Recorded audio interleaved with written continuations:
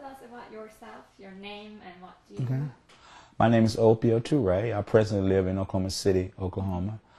I have sort of a varied experience. Right now I serve in the Oklahoma State Legislature, our political legislative branch of government in Oklahoma. I also serve as a minister. I'm an associate pastor of a church named St. Paul Baptist Church. I'm a lawyer and a grandfather. I'm a native of Oklahoma. I've been living in Oklahoma City about 30 years. And I had the great joy and pleasure of going to Turkey for the first time in December and January. And what was your expectation? Did you know Turkish people or Turkey? No, the only person I met was Orhan. And I met him just when he came to invite me to an interfaith dinner. I heard a little bit about Turkey from Barbara Boyd, who was preaching one Sunday morning. I heard on the radio. And so I was very, very interested in going. I think I had a very open mind. I didn't know anything about Turkey other than the materials I read preparing for the trip. So I went there to learn as much as I could, to see everything I could, to experience everything I could, to learn as much Turkish as I could. And so it was a joy going and being there. So you never had any... No, I never had any hesitation. I wanted to see certain things. I wanted to see the sites that are very important in Christian literature and theology. I wanted to see how the Turkish people confronted issues today, just modernization, technology, healthcare problems, how they solve problems. And I was really interested in seeing how people who were very old in terms of civilization cope with the changes, world changes today. What struck you most in Turkey?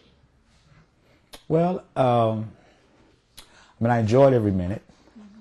I had no illusions that Turkey would not be a modern country. There would be a large city, so Istanbul was not surprising to me, but I knew it would be very large. I knew that Turkey has some rural areas, what we call rural areas, countryside, and so I was expecting to see that, and I saw that. So I don't know if I had any surprises. Everything was important to me. Everything I saw was important, and it helped me to just learn. No conclusions, but just to learn about Turkey and the Turkish people. And how did it, in terms of building peace in the world, because you saw that Turkey was or still is cradle of many civilizations and religions, and people live for centuries in peace together, and how did it affect you to your hopes or views toward peace in the world? Well, it made me realize there is hope, there is possibility. It's very difficult.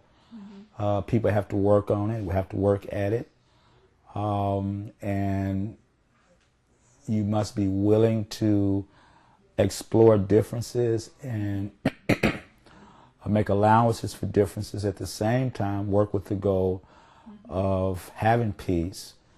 So what I saw in Turkey gave me hope.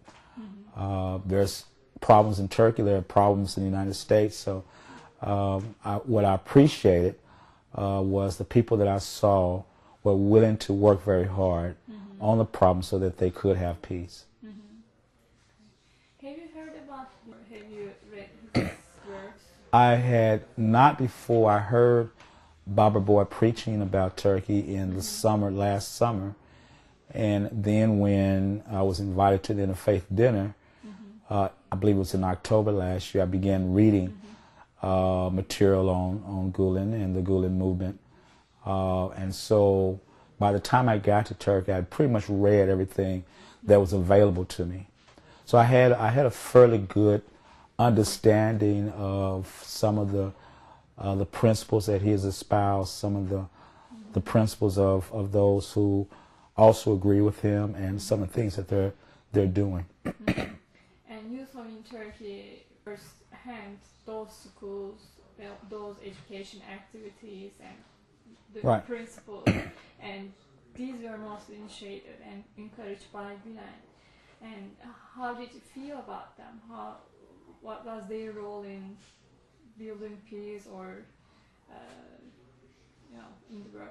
Well, I thought it was very important. First of all, I saw the schools as, let me say, the embodiment of the idea that faith is very important in helping a society to become modern, helping a society to become responsive to the people, that faith should not be locked out of society. And so that was one principle that I saw over and over again. I really appreciated it. Secondly, that people of faith, good Muslims and also good Christians and good Jews and whatever faith you have, ought to be able to contribute to the betterment of society.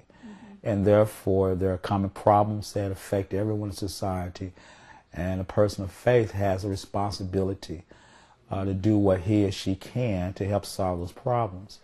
If we truly believe that there is one God and God has provided for all of us, then we ought to be about doing good things, in worshiping God and serving our fellow brothers and sisters. So I saw that in terms of what the Gulen Movement espoused principally was educating children. That education was very important, that education was fundamental for people to become modernized, to deal with the problems of today, to deal with problems of health, deal with problems of transportation, everything. And so if you work very hard to make sure that all the children are educated, then you are really doing something that's worthwhile.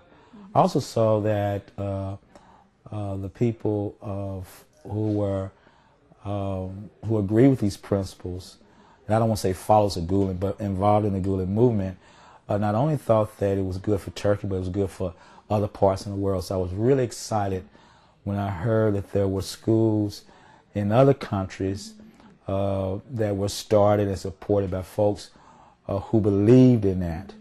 And so I think that right now the world, in my opinion, owes a great debt, not only to Gulen, but to Turkish people who not only believe this, but act on these principles.